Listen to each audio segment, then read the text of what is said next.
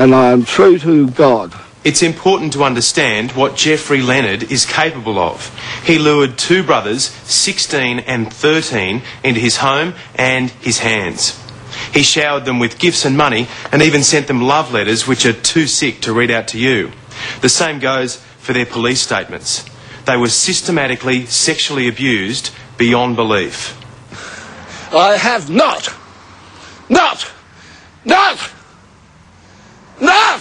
Mate, I'm not a 13-year-old boy, okay? All right? You're a shithouse. You're not going to intimidate me, Jeffrey. You are a shithouse. Would you like to say sorry? No. You're not sorry for what you did? I'm not sorry for what I did. The man is clearly a problem for Hetty Johnson and her lobby group Bravehearts campaign on behalf of victims. It's absolutely unfair that the perpetrator of the crime, a vicious crime, a destructive crime, has all this freedom to live where he wants to live and to move around wherever he wants to move around, whilst the victims have been forced to spread out across the country to simply get away from him. One of the victims has moved to Western Australia to get as far away as he can. Sure, Jeffrey Leonard has served a lengthy prison term, but his victims got a life sentence. For the rest of their lives, Jeffrey, they'll be thinking about that animal who stole their innocence. Not about the last time you had sex with anybody. That was an evil occasion, wasn't it? There was no consent there, was there? What are you saying, Jeffrey? You are saying that you too are a raper. You're enjoying this, aren't you? You are. Do you think those young boys enjoyed it when you abused them as young boys? Did. No, because Jeffrey Leonard was convicted before the sex offenders register was set up, he doesn't appear on it. The legislation wasn't made retrospective, so many of his neighbours have no way of finding out about his record. We thought he was just a quiet old guy, but I think it should be, like, concerning for because there's a lot of kids that live around here. But it's not just the school children who walk past his home that are in reach of Jeffrey Leonard.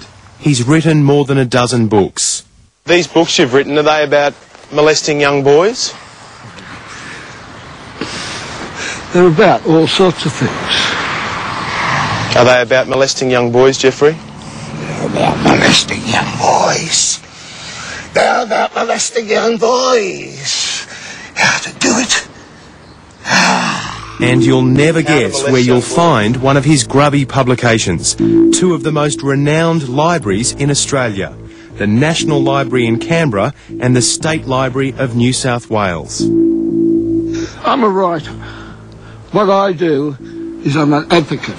Writer, pedophile, Yes. child molester, Yes. grub. Grub. All right, grub. Grub.